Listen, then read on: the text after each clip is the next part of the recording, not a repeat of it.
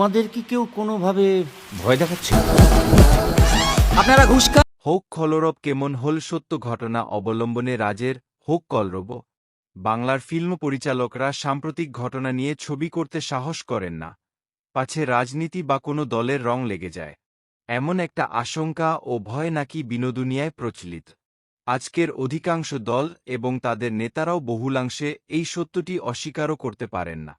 কিন্তু আমাদের চারদিকে প্রায় প্রতিটি ঘটনা নিয়ে যে রাজনৈতিক তরজা নামের খেউট চলে মিটিং মিছিলে, খবরের কাগজের পাতায়, টিভির পর্দায়, সেখান থেকেই স্পষ্ট টালিগঞ্জের ছবিক্রিয়েরা নিরাপদ ও নিশ্চিত দূরত্ব রাখতে সর্বদা অতি সতর্ক।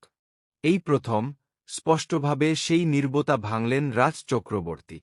তিনি যে শাসক দলের ঘনিষ্ঠ সেটা সব্বাই জানেন, তবুও তিনি যাদবপুর, ছবিতে নাম যদুপুর, বিশ্ববিদ্যালয়ে প্রথম বর্ষের এক তরুণ ছাত্রের অ্যাগিংয়ের কারণে মৃত্যুকে নিয়ে বছর আগে যে রাজ্যজুড়ে শুধু ছাত্র বিক্ষোভ নয়, জনরোষ গর্জে উঠেছিল, এবং একই সঙ্গে পুলিশ ও প্রশাসনের দিক থেকে সেই ঘটনার তদন্ত নিয়ে যে দিলেমির অভিযোগ উঠেছিল তা নিয়ে অনেকদিন আলোচনা পর্যালোচনা হয়েছে, এবং শেষ পর্যন্ত দোষীরা শাস্তি পেয়েছে কিনা আজও রহস্যময়। ছবির শুরুতেই অবশ্য অকপটে পরিচালক রাজ চক্রবর্তী জানিয়ে দিয়েছেন, সত্য ঘটনা থেকে অনুপ্রাণিত হয়েই ছবির গল্প ভেবেছেন তিনি। চিত্রনাট্য লিখতে গিয়ে অবশ্যই ফিল্মিক কিছু স্বাধীনতা নিতেই হয়েছে সৌভিক ভট্টাচার্যকে, এবং ছবির শেষে জানিয়েও দিয়েছেন পাশবিক অ্যাগিংয়ের বিরুদ্ধে হোক কলরব লড়াই জারি থাকতেই পারে, থাকবেও। এবার আসা যাক ছবির নির্মাণশৈলীর প্রসঙ্গে। শুরু থেকে শেষ পর্যন্ত সৌভিকের চিত্রনাট্য অনেকটাই থ্রিলারের আকারে লেখা। পরিচালক রাজ প্রায় সব চরিত্র, ঘটনা, ঘটনার পরম্পরা, সেই সব ঘটনার প্রেক্ষিতগুলো সুন্দরভাবে সাজিয়েছেন। মানস গাঙ্গুলির ক্যামেরা ছাত্রদের হোস্টেল, তাদের উত্তেজক মিছিল, থানা আক্রমণই নয়, ছাত্রনেতাদের বিভিন্ন কার্যকলাপ, তাদের রাগিং কাজটির পশ্চাৎপটও বিশ্লেষণ করেছেন। সেখানে কোনো রাজনৈতিক দলের ঝান্ডা না দেখিয়েও তাদের শরীরী ভাষা ও কিছু মাঝারি মাপের নেতার সামাজিক ক্রিয়াকর্মের দৃশ্য ও প্রধান ছাত্রনেতা হোস্টেল বাবা গৌরবের উচ্চাশার স্বপ্নের কথা শুনিয়ে ও দেখিয়ে প্রকারান্তরে বুঝিয়ে দিয়েছেন যদুপুর বিশ্ববিদ্যালয়ের ছাত্র সংগঠন কাদের অধিকারে ছিল। নিশ্চিতভাবেই তার এই সুচতুরতার সঙ্গে নিরপেক্ষতার ভনিতা থাকার প্রশংসা করতেই হবে।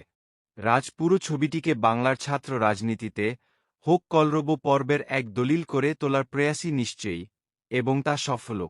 ওই ঘটনার তদন্তে থাকা পুলিশ অফিসার ক্ষুদিরাম মাঝির শাশ্বত সঙ্গে ছাত্রদের মোলাকাত এবং জিজ্ঞাসাবাদ পর্বগুলো সংলাপের ওজনে ভারে দর্শককে একই সঙ্গে উৎসুক করে, আবার উত্তেজনাও জাগায়। এখানেই রাজের ছবির সাফল্য। হোক কলরব শেষ পর্যন্ত ছাত্র আন্দোলন বা ছাত্র রাজনীতির বিপক্ষে যায়নি, বরং সুস্থ রাজনীতির বাতাবরণে ছাত্র জগৎকে চলার কথাই বলেছে। তার এই ছবিটির সাফল্যের পেছনে অবশ্যই রয়েছে একঝাঁক তরুণ ও স্বল্প পরিচিত অভিনেতা অভিনেত্রীর দুরন্ত অভিনয়, এমনকি কিছু নতুন মুখ, স্বপ্নময় চরিত্রের শিল্পী ও ক্যামেরার সামনে জীবন্ত চরিত্র হয়েছেন। কজন ছাত্রনেতা ও সাধারণ ছাত্র গৌরব, অর্ঘ্য, ফারহান, সৌম্য, অসিত, মনতোষ চরিত্রে জন ভট্টাচার্য, আকাশ, ওম সাহানি, দেবদত্ত, পূষণ, শামিউল আলম প্রত্যেকেই জান লড়িয়ে অভিনয় করেছেন। ছোট্ট দুটি নারী চরিত্র, একটি পুলিশ অফিসার বহনি, শ্রেয়া, ও উঠতি ছাত্রী নেত্রীর চরিত্রে অভিকাও তাল মিলিয়েছেন সবার সঙ্গে। এমন সফল এনসম্বল কাস্টিং সাম্প্রতিক বাংলা ছবিতে কম দেখা গিয়েছে। এবং সবার ওপরে রয়েছেন পুলিশ অফিসার ক্ষুদিরামের ভূমিকায় শাশ্বত চট্টোপাধ্যায়।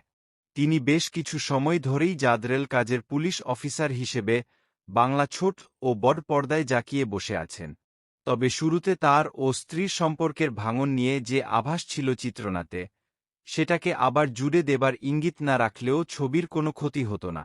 তার দুই সঙ্গী সহকারীর চরিত্রে পার্থ ভৌমিক ও রোহন সুন্দর সঙ্গত করে গেছেন শাশ্বতর সঙ্গে।